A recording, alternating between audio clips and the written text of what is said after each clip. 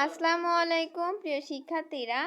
আজকের এই ভিডিওটি অষ্টম থেকে যারা নবম শ্রেণীতে উঠেছ অর্থাৎ বা নবম থেকে দশম বা যাদের সামনে এসএসসি পরীক্ষা এই ৩ ব্যাচ অর্থাৎ এসএসসি ২৬, ২৭, ২৮ এই ৩ ব্যাচের জন্যই কিন্তু গুরুত্বপূর্ণ। তো বাংলা বই যাদের অষ্টম থেকে নবম শ্রেণীতে যারা উত্তীর্ণ হয়েছে তাদের বাংলা বইয়ের কিন্তু প্রথম যে গল্পটা সেটা হলো এই প্রত্যুপকার। তো প্রত্যুপকার এখন জানুয়ারি মাস বলতে গেলে শেষ, তাহলে আমাদের কিন্তু অবশ্যই পড়াশোনার দিকে মনোযোগ দিতে হবে। এখন চলো আমরা শুরু করি কথা না বাড়িয়ে ভিডিওটি। তো এখানে কি আছে, প্রত্যুপকার গল্পটি ঈশ্বরচন্দ্র বিদ্যাসাগর ইনি লিখেছেন। তো আমরা প্রথমে আগে জানবো যে আসলে প্রত্যুপকার জিনিসটা কি। প্রত্যুপকার অর্থাৎ যে উপকার করে তার আবার যদি আমরা উপকার করি তো তাকে আমরা কি বলবো, প্রত্যুপকার। তো এখানে কে লিখেছেন, এটা লিখেছেন ঈশ্বরচন্দ্র বিদ্যাসাগর। তো আগে আমরা একটু লেখক পরিচিতি পড়ে নিই।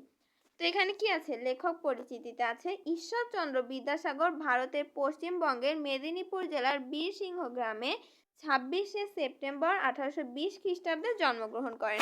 অর্থাৎ এখানে কি বলেছে, ঈশ্বরচন্দ্র বিদ্যাসাগর ভারতে পশ্চিমবঙ্গের মেদিনীপুর জেলার বীরসিংহ গ্রামে কত সালে, 26শে সেপ্টেম্বর কত সালে, 1820 খ্রিস্টাব্দে জন্মগ্রহণ করেন। তার মূল নাম ঈশ্বরচন্দ্র বন্দ্যোপাধ্যায়, অর্থাৎ তার যে মূল নামটা হলো ঈশ্বরচন্দ্র বন্দ্যোপাধ্যায়, কিন্তু আমরা তাকে বিদ্যাসাগর বলে জানি কারণ বিদ্যাসাগর তার উপাধি, আর তার এই উপাধির সাথে নামটি যুক্ত হয়ে ঈশ্বরচন্দ্র বিদ্যাসাগর বলি, কিন্তু তার মূল নাম কি, মূল নাম হলো ঈশ্বরচন্দ্র বন্দ্যোপাধ্যায়। তিনি ছিলেন কলকাতার সংস্কৃত কলেজের ছাত্র। তিনি প্রথমে সংস্কৃত ও পরে ইংরেজি ভাষায় পাণ্ডিত্য অর্জন করেন, অর্থাৎ তিনি প্রথমে সংস্কৃত ভাষা তারপর ইংরেজি ভাষায় কি করেন, পাণ্ডিত্য অর্জন করেন। দানশীলতার জন্য তিনি দয়াসাগর নামেও পরিচিত ছিলেন, অর্থাৎ তিনি যে দান করতেন এর জন্য তিনি দয়াসাগর নামেও পরিচিত ছিলেন। একাধারে পণ্ডিত, শিক্ষাবিদ, সমাজ সংস্কারক ও খ্যাতনামা লেখক হিসেবে প্রতিষ্ঠা লাভ করেছিলেন তিনি, অর্থাৎ তিনি একাধারে এই বিভিন্ন পেশাগুলোতে কিন্তু তিনি করেছেন, অর্থাৎ তিনি লেখকও ছিলেন, পণ্ডিতও ছিলেন, শিক্ষাবিদ, সমাজ সংস্কারক ইত্যাদি প্রতিষ্ঠাতে লাভ করেছিলেন। সুশৃঙ্খল পদবিন্যাস, যথাযথভাবে জ্যোতিচিহ্ন প্রয়োগ এবং সাহিত্যিক গদ্য রচনার জন্য তিনি কি করেন, তিনি বাংলা গদ্যের জনক বলা হয়ে থাকে, অর্থাৎ তার যে লেখার কোয়ালিটি, তার যে জ্যোতিচিহ্ন প্রয়োগ বা সাহিত্যিক যে গল্প রচনা এগুলোর জন্য তাকে বাংলা গদ্যের জনক বলা হয়ে থাকে।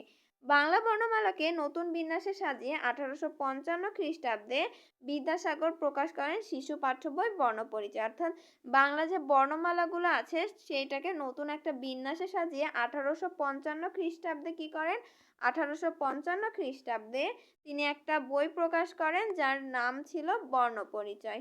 ভাষা শিক্ষাদানের ক্ষেত্রে এ বই আজও পথ প্রদর্শক হিসেবে বিবেচিত, অর্থাৎ ভাষা শিক্ষাদানের জন্য এই বইকে আজও পথ প্রদর্শক হিসেবে ধারণা করা হয় বা গণ্যমান্য করা হয়। বেতাল পঞ্চবিংশতি, ব্যাকরণ কৌমুদী, শকুন্তলা, বিধবা বিবাহ প্রচলিত হওয়া উচিত কিনা এতদিশয়ক প্রস্তাব, সীতার বনবাস, ভ্রান্তিবিলাস প্রভৃতি তার প্রধান গ্রন্থ, অর্থাৎ তার গ্রন্থের মধ্যে কিন্তু এই যে এইগুলা আছে, যে তার উল্লেখযোগ্য যে গ্রন্থগুলো যে বেতাল পঞ্চবিংশতি, ব্যাকরণ কৌমুদী, শকুন্তলা, বিধবা বিবাহ প্রচলিত হওয়া উচিত কিনা এতদিশয়ক প্রস্তাব, সীতার বনবাস, ভ্রান্তিবিলাস এইগুলাই কিন্তু তার প্রধান গ্রন্থ। আবার ঈশ্বরচন্দ্র বিদ্যাসাগর 1891 খ্রিস্টাব্দের 29শে জুলাই মৃত্যুবরণ করেন, অর্থাৎ ঈশ্বরচন্দ্র বিদ্যাসাগর কি 1891 খ্রিস্টাব্দের 29শে জুলাই কিন্তু তিনি মৃত্যুবরণ করেন। তো তার লেখক পরিচিতি কিন্তু এখানেই শেষ। তারপরে আমাদের যে গল্পটা, এই গল্পটা পড়ার আগে অবশ্যই আমাদের শব্দের অর্থগুলো আমরা পড়ে আসবো, কারণ এটা কি, এটা সাধু ভাষায় লেখা, আর এটার একটু সাধু ভাষায় লেখার কারণে আমরা যে চলিত ভাষা বা প্রমিত ভাষায় কথা বলি এর সাথে কিন্তু পুরোপুরিভাবে মিল নেই এটির। তো এই জন্য কিন্তু আমরা আগে প্রথমে শব্দের অর্থ পড়ে আসব, তাহলে আমাদের এটা বুঝতে সুবিধা হবে। তাহলে প্রত্যুপকার অর্থ কি, উপকারীর উপকার করা, অর্থাৎ যে উপকার করেছে তার আবার যদি আমি উপকার করি তাহলে সেটাকে আমরা কি বলবো, প্রত্যুপকার। তারপরে কি আছে, অভিরুচি, অর্থাৎ অভিরুচি মানে ইচ্ছা।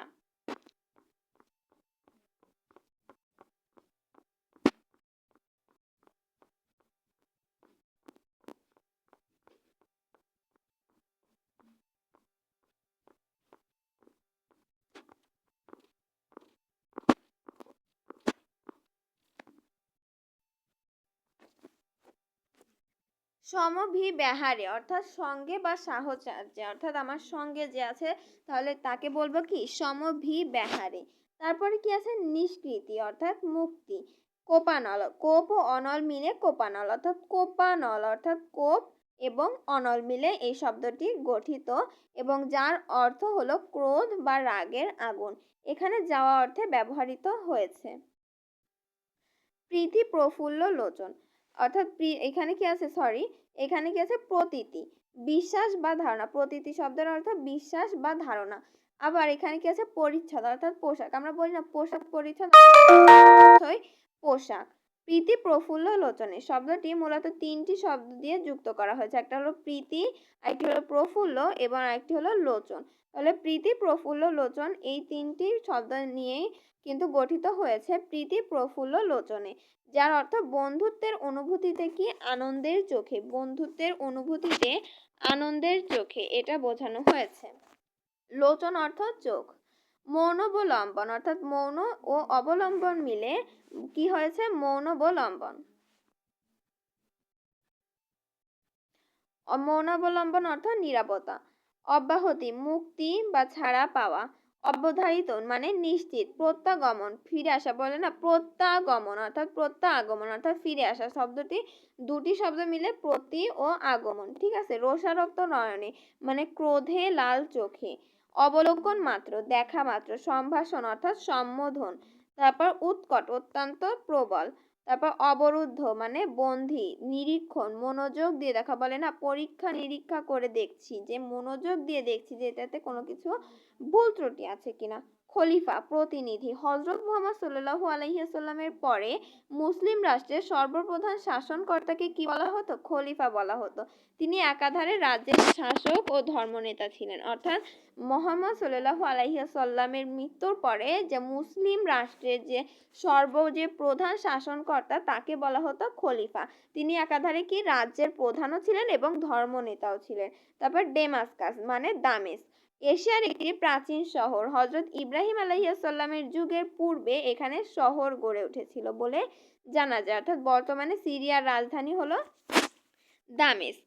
তারপর কি আছে মামুন। আল মামুন নামে সমধিক পরিচিত। অর্থাৎ মামুন যে চরিত্রটি, এই যে চরিত্র যে মামুন, তারপরে আরো অনেকে আছে, তিনজন মোট চরিত্র, তো তার ভিতরে মামুন একটা চরিত্র। তার পূর্ণ নাম কি ছিল আবুল আব্বাস আব্দুল্লাহ আল মামুন। তার পুরো নাম আবুল আব্বাস আব্দুল্লাহ আল মামুন, কিন্তু তিনি আল মামুন নামেই সমধিক পরিচিত। 786 থেকে 833 খ্রিস্টাব্দ। তিনি ছিলেন সপ্তম আব্বাসীয় খলিফা। অর্থাৎ আল মামুন ছিলেন সপ্তম আব্বাসীয় খলিফা এবং খলিফা হারুনুর রশিদের দ্বিতীয় পুত্র। তারপরে কি আছে বাগদাদ, বর্তমান ইরাকের রাজধানী। আমরা অনেকে বাগদাদ এইসব নাটক বা ইত্যাদি এগুলো দেখেছি না, যে বাগদাদ শহর, তো সেটাকে বলা হয়েছে। খলিফা হারুনুর রশিদের সময় বাগদাদ মুসলিম সভ্যতার শ্রেষ্ঠ নগরীতে পরিণত হয়েছিল। অর্থাৎ খলিফা হারুনুর রশিদের সময় বাগদাদ কি হয়েছিল মুসলিম সভ্যতা, কোন সভ্যতা মুসলিম সভ্যতার শ্রেষ্ঠ নগরীতে পরিণত হয়। টাইগ্রিস নদীর উভয় তীরে এবং ফুরাত বা ইউফ্রেটিস নদীর 25 মাইল উত্তরে অবস্থিত। আব্বাসীয় খলিফা মনসুর 763 খ্রিস্টাব্দে নগরটি প্রতিষ্ঠা করেন। ঠিক আছে, তারপরে আমরা এবার যাব আমাদের গল্পে।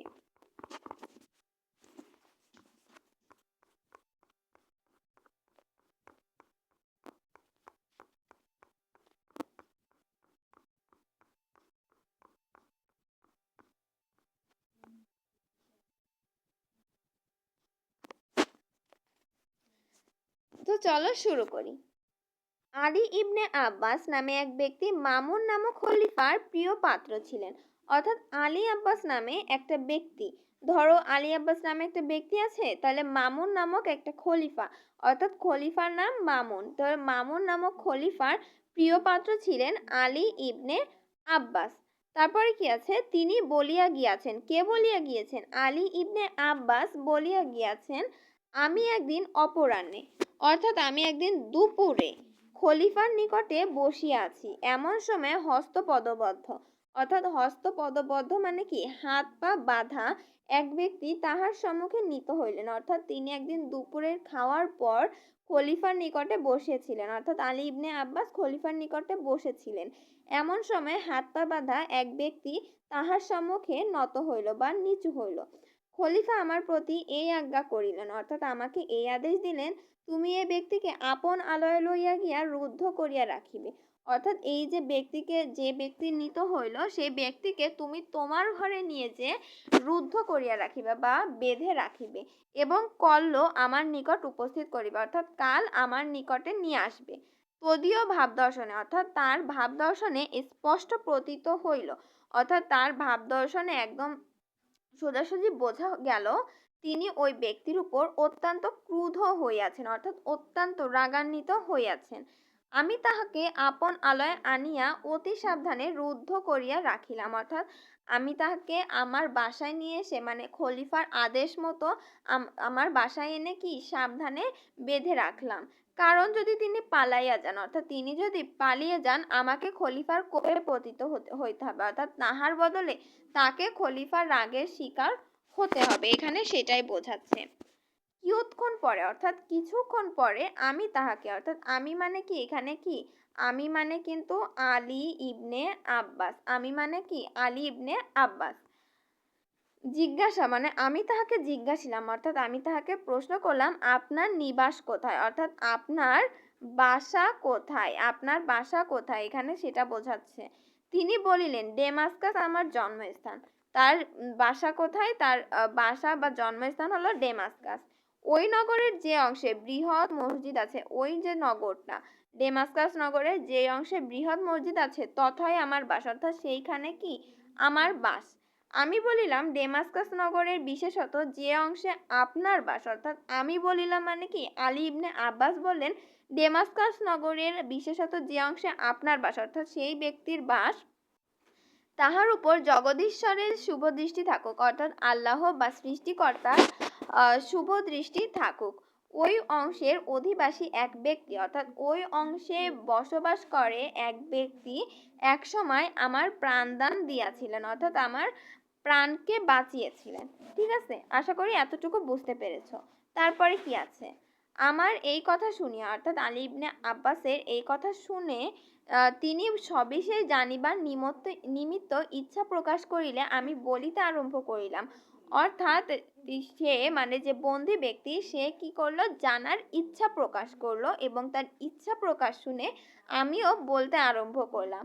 বহু বছর পূর্বে ডেমাস্কাসের শাসনকর্তা পদচ্যুত হইলে, মানে ডেমাস্কাসের যে শাসনকর্তা বহু বছর আগে একবার পদচ্যুত হয়েছিল, অর্থাৎ পদ থেকে নেমে মানে তার যে ক্ষমতার অব্যাহতি হয়েছিল, যিনি তদীয় পদে অধিষ্ঠিত হয়, মানে সেই পদে যিনি পরে যান, অর্থাৎ যিনি পরে সেই শাসনকর্তা হন, আমি তাহার সমভিব্যাহারে তথায় গিয়েছিলাম, আমি তার সঙ্গে সেখানে গিয়েছিলাম, মানে সে আলী ইবনে আব্বাস গিয়েছিল। পদচ্যুত শাসনকর্তা, অর্থাৎ যে পদ থেকে চ্যুত হয়েছিল সেই শাসনকর্তা বহু সংখ্যক সৈন্য লইয়া আমাদিগকে আক্রমণ করিলেন, অর্থাৎ সেই যে পদ থেকে নেমে গিয়েছিল যে শাসনকর্তা সে বহু সংখ্যক সৈন্য লইয়া কি আমাদিগকে, অর্থাৎ সেই যে পদে অধিষ্ঠিত হয়েছিল নতুন শাসনকর্তা তাকে এবং আমাকে, অর্থাৎ আমাকে বলতে আলী ইবনে আব্বাসকে কি করেছিল, মানে তাদেরকে আক্রমণ করিলেন। আমি প্রাণ ভয়ে পালাইয়া এক সম্ভ্রান্ত লোকের বাড়িতে প্রবিষ্ট হইলাম, অর্থাৎ প্রবিষ্ট হইলাম মানে সে প্রাণ ভয়ে সেখান থেকে পালিয়ে গিয়েছিল এবং একজন সম্ভ্রান্ত, অর্থাৎ মানে ধরো পারিবারিক অবস্থা ভালো এরকম একজন ব্যক্তির বাড়িতে গিয়ে প্রবিষ্ট হইলাম এবং গৃহস্বামীর নিকট গিয়া অতি কাতর বচনে প্রার্থনা করিলাম, অর্থাৎ কাতর বচনে বলিলেন, আপনি কৃপা করিয়া আমার প্রাণ রক্ষা করুন, মানে আপনি দয়া করে আমার প্রাণ রক্ষা করুন। আমার প্রার্থনা বাক্য শুনিয়া গৃহস্বামী আমাকে অভয় প্রদান করিলেন, অর্থাৎ গৃহস্বামী অর্থাৎ যেই লোকটি মানে তার কাছে যে বলেছিল সে তাকে অভয় প্রদান করিলেন। আমি তদীয় আবাসে মানে তার বাসায় 1 মাস কাল নির্ভয়ে, অর্থাৎ 1 মাস নির্ভয়ে ও নিরাপদে অবস্থিতি করিলাম, অর্থাৎ 1 মাস তার যে বাসায় আমি নিরাপদে অবস্থান করিলাম। এতটুকু আশা করি বুঝেছো। তারপরে কি আছে, একদিন আশ্রয়দাতা আমায় বলিলেন, এ সময় অনেক লোক বাগদাদ যাইতেছে, অর্থাৎ বাগদাদ যাইতেছে অনেক লোক।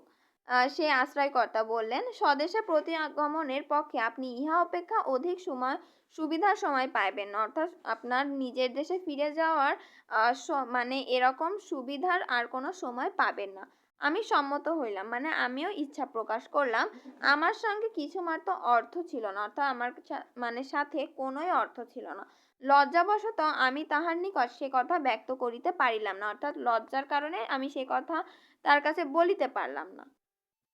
তিনি আমার আকার প্রকার দর্শনে, মানে তিনি আমার হাবভাব বুঝে তাহা বুঝিতে পারিলেন, কিন্তু তৎকালে অর্থাৎ সেই সময় কিছু না বলিয়া মৌন অবলম্বন অর্থাৎ নীরবতা পালন করিয়া রহিলেন। অর্থাৎ তিনি কি করিলেন? নীরবতা পালন করিলেন।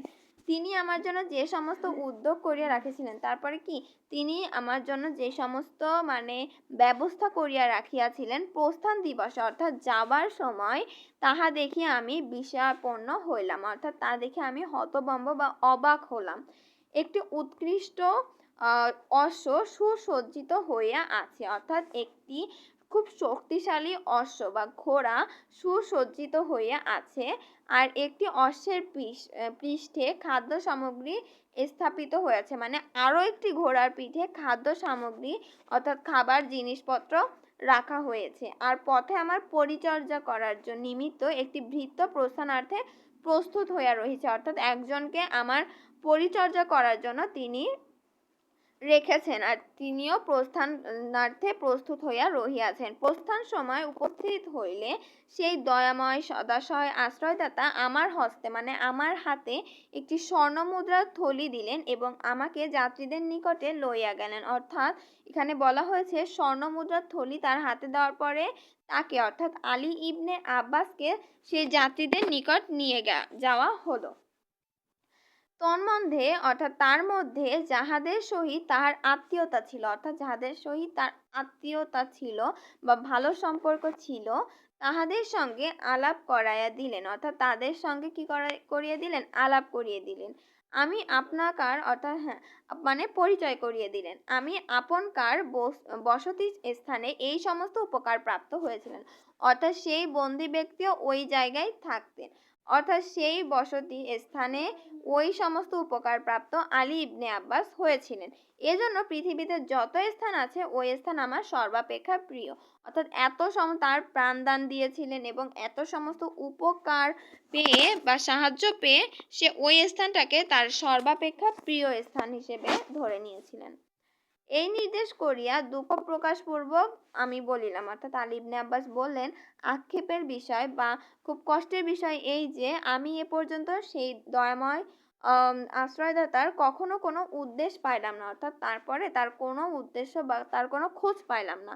যদি তাহার নিকট কোনো অংশে কৃতজ্ঞতা প্রকাশের অবসর পায়, অর্থাৎ তার নিকটে যদি তার কোনো উপকার বা কৃতজ্ঞতা প্রকাশের যদি অবসর পায় অর্থাৎ সময় পায়, তাহলে মৃত্যুকালে আমার কোনো অর্থাৎ মৃত্যুর সময় আমার কোনো ক্ষোভ থাকিবে না। এই কথা শুনিবা মাত্র, মানে এই কথা শুনে সেই বন্দী ব্যক্তি বলিলেন, তিনি অতিশয় আহ্লাদিত হইয়া বলিলেন, অর্থাৎ সেই বন্দী ব্যক্তি অনেক আহ্লাদিত হইয়া বলিলেন, আপনার মনস্কাম পূর্ণ হয়েছে, অর্থাৎ আপনার মনের আশা পূর্ণ হয়েছে। আপনি যে ব্যক্তির উল্লেখ করিলেন সে এই, অর্থাৎ সে নিজেই সেই ব্যক্তি ছিল। এই হতভাগ্যই আপনাকে 1 মাস কাল আপন আলয়ে রাখিয়াছিলেন, অর্থাৎ তিনি যার বর্ণনা দিলেন সেই বন্দী ব্যক্তি যে তাকে 1 মাস কাল, অর্থাৎ সেই সম্ভ্রান্ত লোকটি সেই বন্দী ব্যক্তি যে তাকে 1 মাস কাল আপন আলয়ে অর্থাৎ নিজের ঘরে অবস্থান করার সুযোগ দিয়েছিলেন এবং তার প্রাণ রক্ষা করিয়েছিলেন। তাহার এই কথা শুনিয়া আমি চমকিয়া উঠিলাম, অর্থাৎ আলী ইবনে আব্বাস মানে চমক একটা সে তো ভাবলো কি হলো বা এরকম কিছু। সবিশেষ অভিনিবেশ সহকারে কিয়ৎক্ষণ নিরীক্ষণ করিয়া তাহাকে চিনিতে পারিলাম, অর্থাৎ মানে তার তো একটু অন্যরকম লাগছে যে আসলে কি সে, এজন্য সে আবার তাকে ভালোভাবে দেখলো এবং তাকে চিনতে পারলো, আর আহ্লাদে অর্থাৎ আনন্দে পুলকিত হইয়া অশ্রুনয়নে আলিঙ্গন করিলাম, অর্থাৎ সে তার সাথে কি করলো? কোলাকুলি করলো। তাহার হস্ত ও পদ হইতে লৌহ শৃঙ্খল খুলিয়া দিলাম, অর্থাৎ তার হাত ও পা হইতে লোহার যে শিকল সেটা সে খুলে দিল, এবং কি দুর্ঘটনাক্রমে এবং কি বিপদের কারণে তিনি খলিফার কোপে অর্থাৎ খলিফার রাগে কারণে পতিত হইয়াছেন তাহা জানিবার নিমিত্তে নিতান্ত ব্যগ্র হইলাম, অর্থাৎ নিতান্ত ইচ্ছা প্রকাশ করিলাম। তখন তিনি বলিলেন, কতিপয় নীচ প্রকৃতির লোক ঈর্ষাবশত অর্থাৎ নিচু প্রকৃতির লোক হিংসাবশত শত্রুতা করিয়া খলিফার নিকট আমার ওপর উৎকট দোষারোপ করিয়াছে, অর্থাৎ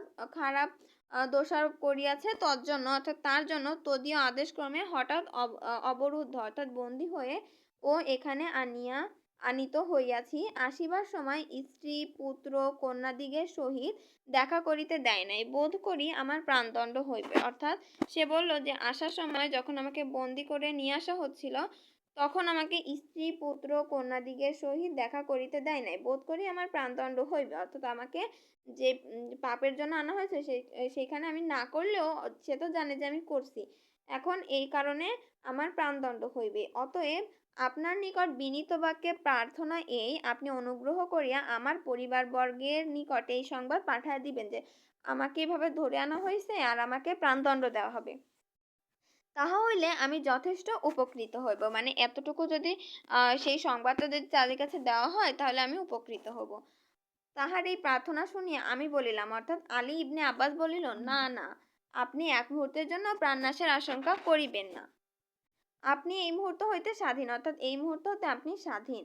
এই বলিয়া পাথেয় স্বরূপ অর্থাৎ পথে যাওয়ার জন্য সহস্র স্বর্ণমুদ্রার একটি থলি তাহার হস্তে অর্থাৎ তাহার হাতে দিয়া বলিলাম, আপনি অবিলম্বে প্রস্থান করুন, অর্থাৎ আপনি এখন চলে যান এবং স্নেহাস্পদ পরিবারবর্গের সহিত মিলিত হইয়া সংসার যাত্রা সম্পন্ন করুন। আপনাকে ছাড়িয়ে দিলাম এজন্য আমার ওপর খলিফার মর্মান্তিক ক্রোধ, অর্থাৎ আপনাকে ছেড়ে দিলাম এজন্য খলিফা আমার ওপর রাগ করতে, অর্থাৎ মর্মান্তিক, অর্থাৎ সে অনেক রাগ করবে ও দেশ জন্মাবে, এবং তাহাতে কোনো সন্দেহ নাই যে এগুলো হবে না, তাতে কোনো সন্দেহ নাই। কিন্তু যদি আপনার প্রাণ রক্ষা করিতে পারি তাহা হইলে আমার সেজন্য আমি অনুমাত্র দুঃখিত হইব না, কিন্তু আপনার যদি প্রাণ রক্ষা করিতে পারি তার জন্য আমি কোনো দুঃখিত হব না, এটা বলতে চেয়েছে। তারপর কি আছে যদি আমরা দেখি,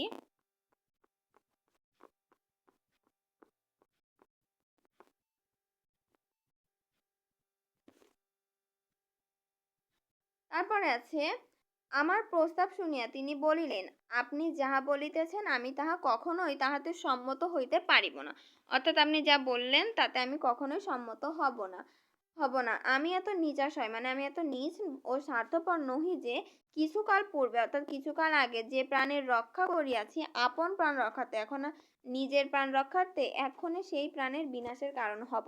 অর্থাৎ যেই প্রাণের জন্য আমি যেই প্রাণ রক্ষা করেছি এখন নিজের প্রাণ বাঁচাতে গিয়ে আবার সেই প্রাণের বিনাশ বা সেই প্রাণের মারার কারণ আমি হইব, এরকম নিচাশয় বা স্বার্থপর আমি নই। এটা সেই বন্দি লোকটা বলল। তাহা কখনো হইবে না। যাহাতে খলিফা আমার উপর অক্রোধ মানে রাগ না হন, আপনি দয়া করিয়া তাহার যথোপযুক্ত চেষ্টা দেখুন। তাহা হইলে আপনার প্রকৃত কৃতজ্ঞতা প্রদর্শন করা হইবে। যদি আপনার চেষ্টা সফল না হয় অর্থাৎ খলিফা যদি তা মেনে না নেন, তাহা হইলেও আমার কোনো ক্ষোভ থাকিবে না, মানে তাহা হইলেও আমার কোনো রাগ দেশ কোনো কিছুই থাকিবে না, কারণ আপনি তো চেষ্টা করেছেন আমার জন্য, তাই সেটা বলতে চেয়েছে।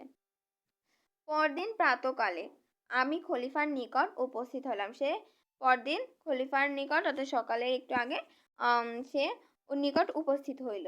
তিনি জিজ্ঞাসা করিলেন, সে লোকটি কোথায়, তাহাকে আনিয়াছ? খলিফা জিজ্ঞাসা করিলেন, সে লোকটি কোথায়, তাহাকে কি আনিয়াছ? এই বলিয়া তিনি ঘাতককে ডাকাইলেন, অর্থাৎ যে তার প্রাণটা নিবে, প্রস্তুত হইতে আদেশ দিলেন।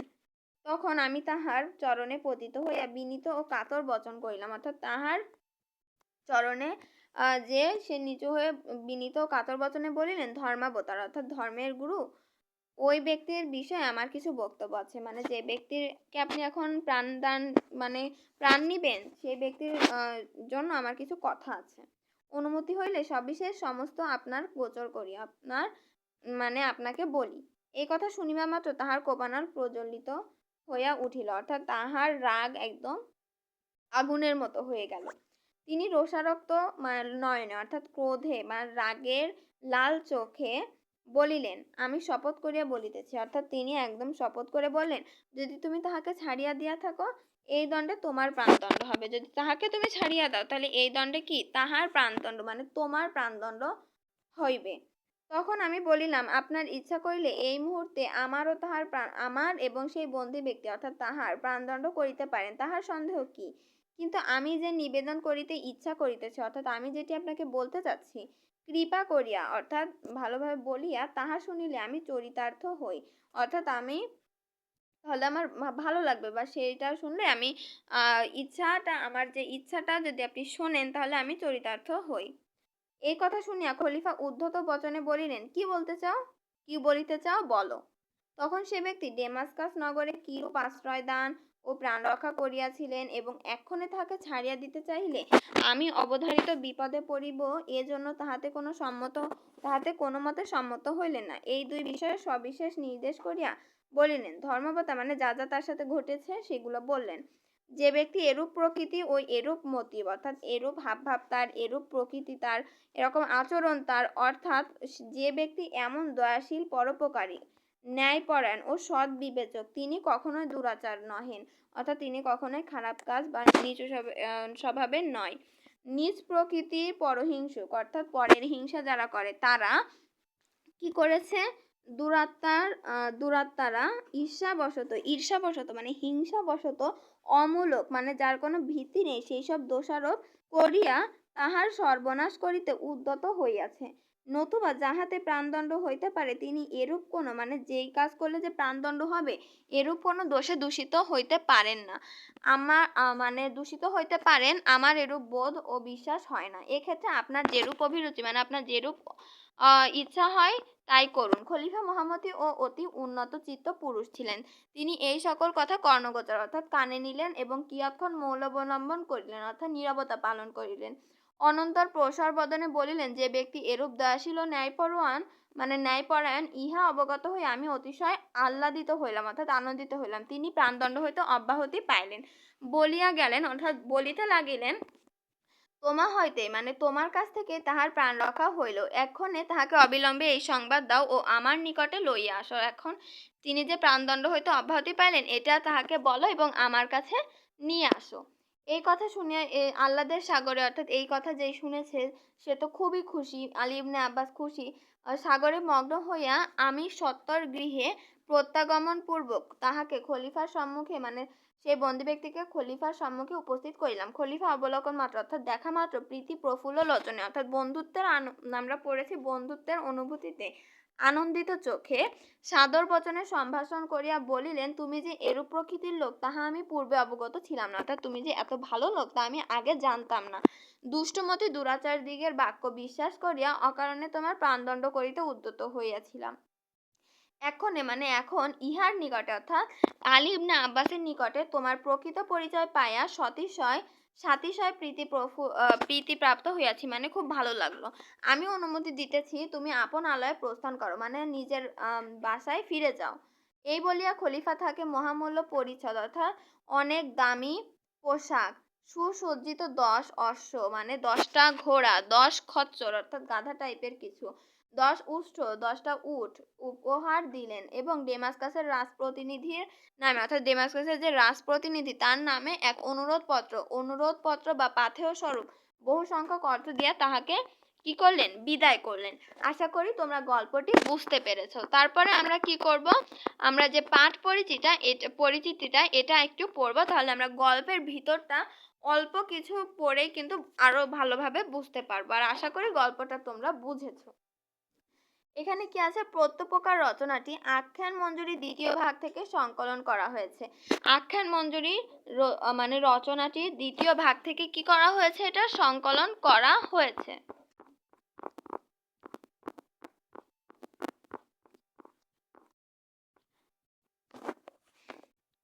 ঈশ্বরচন্দ্র বিদ্যাসাগরের আখ্যান মঞ্জুরি রচিত হয় 1868 খ্রিস্টাব্দে। 1868 খ্রিস্টাব্দে ঈশ্বরচন্দ্র বিদ্যাসাগরের আখ্যান মঞ্জুরি রচিত হয়। বিশ্বের নানা দেশের ইতিহাস প্রসিদ্ধ ব্যক্তিগণের অর্থাৎ বিশ্বের নানা দেশের ইতিহাস প্রসিদ্ধ ব্যক্তিগণের